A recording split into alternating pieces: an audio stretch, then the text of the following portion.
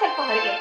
ಅಲ್ಲ, ಯಾವಾಗ ನೋಡಿದ್ರು ಮನೆ ಒಳಗೆ ಕೆಲ್ಸ ಕೆಲ್ಸ ಅಂತ ನೀನ್ ಕುಂತಿದ್ದೆ ಆದ್ರೆ ಈ ನಿನ್ನ ಮನಸ್ಸಿಗೆ ಸ್ವಲ್ಪ ಬೇಸರವಾಗೋದಿಲ್ವೇನು?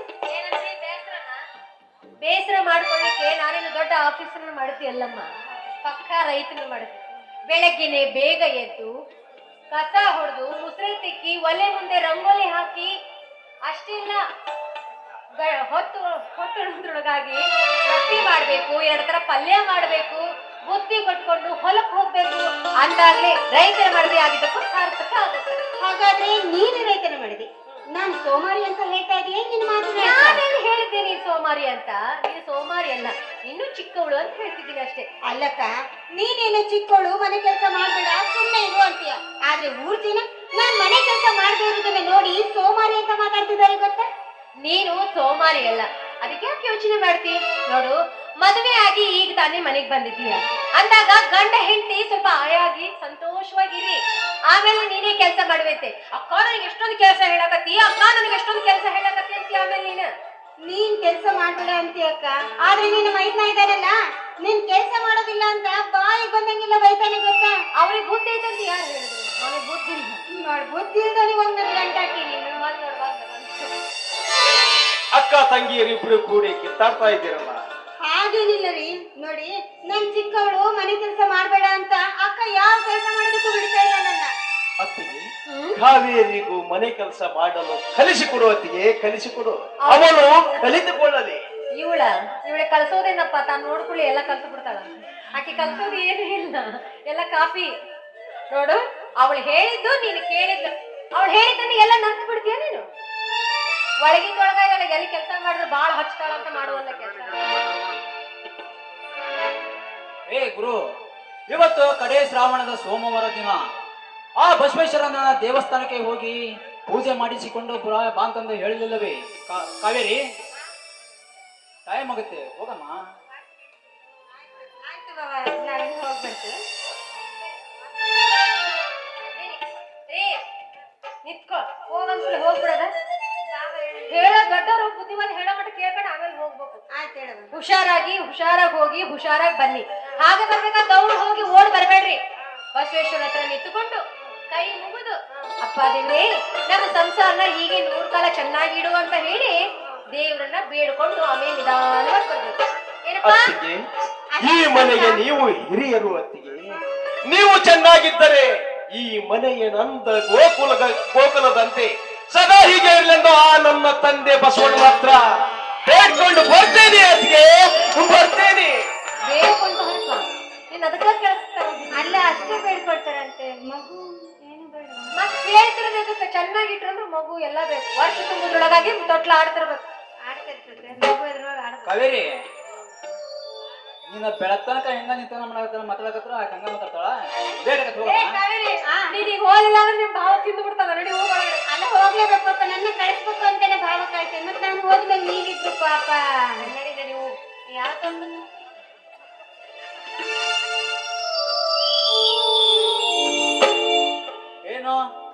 ಏನು ಅಮ್ಮವ್ರು ಬಹಳ ದಿಗ್ಭ್ರಮೆಯಾಗಿ ನಿಂತ್ಕೊಂಡ್ಬಿಟ್ರಲ್ಲ? ನೋಡಿದ್ರೆ ಹಂಗ ಅನಿಸ್ತದಾರೆ. ಸ್ವಲ್ಪ ನಗಬಾರದೆ ನಮ್ಮ ಮುದ್ದಿನ ರಾಣಿ? ನೀವು ಕಣ್ಣಿಂದ ಹಂಗ ನೋಡಿದ್ರೆ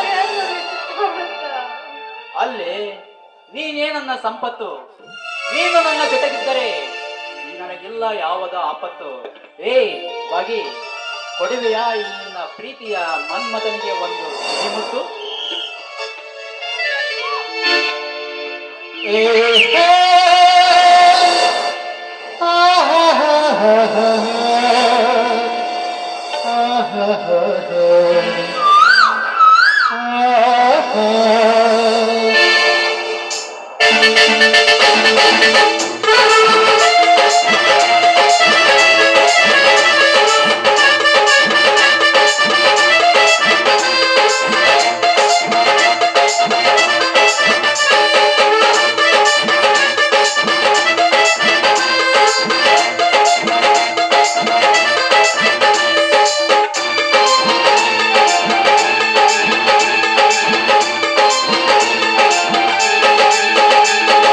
ನನ್ನ ಪ್ರೀತಿ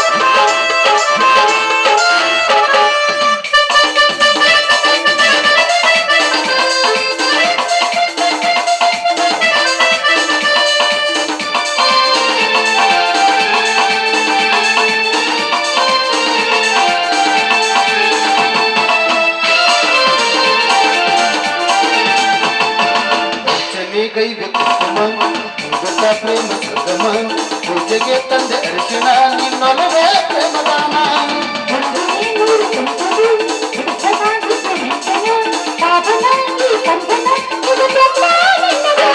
ಗೆಳತಿ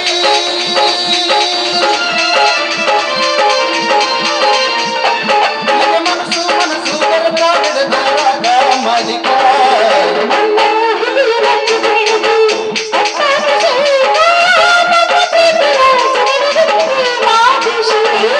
ನನ್ನ ಪ್ರೀತಿ ನಿನಗೆ ಕ್ಷೀರಾಭಿಷೇಕ ಬಾಳ ಸಂಗಾತಿ ನಿನಗೆ ಪ್ರೇಮಾಭಿಷೇಕ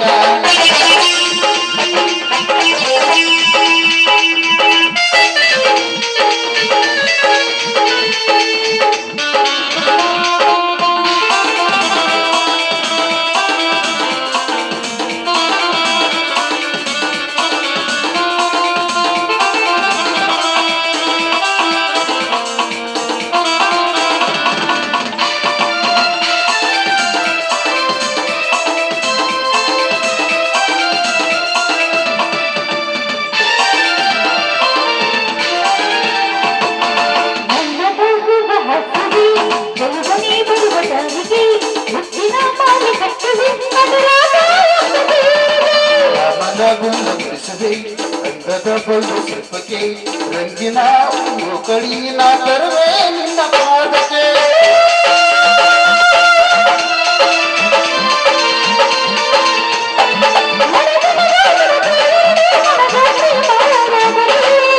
ನನ್ನ ಪ್ರೀತಿ ದೇವಿ ನಿನಗೆ ಕ್ಷೀರಾಭಿಷೇಕ ಬಾಳ ಸಂಗಾತಿ ನಿನಗೆ ಪ್ರೇಮಾಭಿಷೇಕ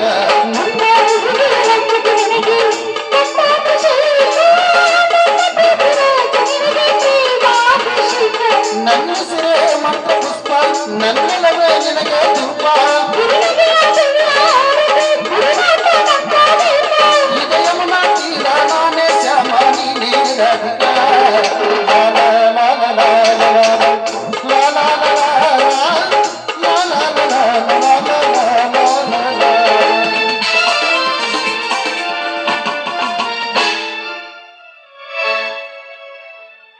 ಅಲ್ಲ ಕಣೆ, ಒಂದು ಮುತ್ತು ಕೊಡು ಎಂದರೆ ಮುತ್ತಿನ ಸುರಿಮಳೆಯನ್ನೇ ಸುರಿಸಿದಲ್ಲಿ ನೋಡ್ರಿ, ಒಂದು ಮುತ್ತು ಕೊಟ್ರೆ 10 ಮುತ್ತು ಬೇಕಾದ್ರೆ ಕೊಡ್ತೀನಿ. ಮುತ್ತಿನ ಸುರುಮಳೆನೇ ಕಾಡ್ತೀನಿ. ಮುತ್ತು ಕೊಟ್ರೆ ನನ್ನ ಹೆಂಡತಿ ನನ್ನ ಮೇಲೆ ಪ್ರಾಣನೇ ಇಟ್ಕೊಂಡಿದ್ದಾಳೆ ಅಂತೀರಿ. ಒಂದ್ ವೇಳೆ ಸ್ವಲ್ಪ ನಾನು ಮುಖ ಊದಿಸ್ಕೊಂಡು ಬಿಟ್ರೆ ನಮ್ಮೇಲೆ ರೇಗ್ತೀರಿ. ಹೊತ್ತಾಯ್ತು ಬರ್ರಿ ಊಟ ಮಾಡ್ಬರ್ರಿ ಅಂತ ಕರೆದ್ರೆ ನಾನು ಬರಲ್ಲ, ನನ್ನ ಹೊಟ್ಟೆ ಹಸಿವಾಗಿಲ್ಲ, ಅದನ್ನೆಲ್ಲ ಕಟ್ಕೊಂಡು ನಿನಗೇನಾಗ್ಬೇಕಾಗಿತ್ತಿ? ರೇಗ್ತೀರಿ. ಅಲ್ಲೇ ಭಾಗೀರಥಿ, ನಿನ್ನ ಮೇಲೆ ನಾ ರೇಗಿದರೆ ನನ್ನ ಹೊಟ್ಟೆಗೆ ತಣ್ಣೀರು ಬಟ್ಟೆ ಗತಿಯಲ್ಲಿ ಏನ್ ಮಾಡೋದು?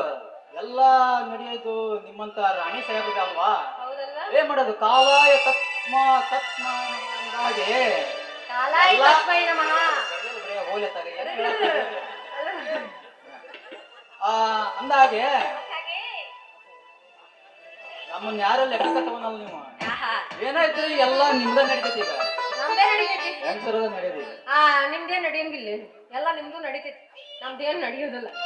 ನಡೀತೈತೆ ಅಂತ ತೋರಿಸ್ತೀರ ಅಷ್ಟ, ಆಮೇಲೆ ಏನು ನಡೆಯೋದಿಲ್ಲ. ಹೆಂಡತಿ ಮೇಲೆ ಆಸೆ ಇದ್ದಾಗ ತೂಗು ಎಲೆ ಮೇಲೆ ಹಾಕಿ ತೂಗುತ್ತೀರಿ, ಆಸೆ ತೀರಿದ್ಮೇಲೆ ಠಗಾರ್ ಅಂತ ಕೆಳಗ್ ಬಿಸಾಕ್ಬಿಡ್ತೀರಿ ಅಷ್ಟೇ ಅಲ್ರಿ. ಮತ್ತೆ ನಮ್ಮ ಮೇಲೆ ರೇಗ್ತೀರಿ, ಹೊಡಿತೀರಿ, ಬೈತೀರಿ ಅಲ್ರಿ.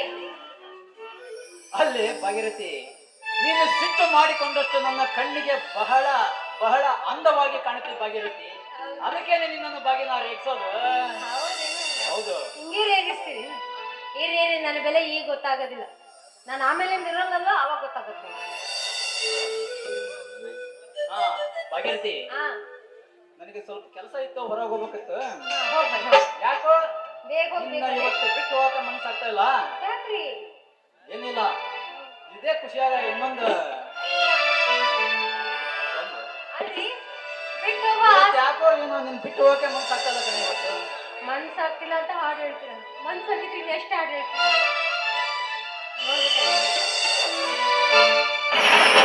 ನನಗಾಗಿ ನಿನಗಾಗಿ ನಾನು ಕೊನೆವರೆಗೂ ಬದುಕಬೇಕು.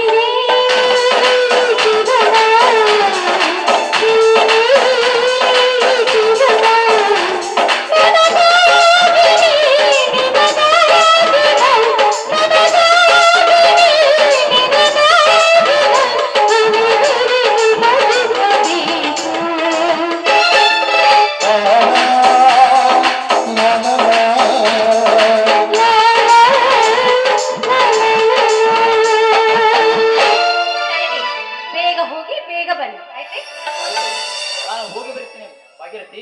ಆಯ್ತು. ಹುಷಾರು.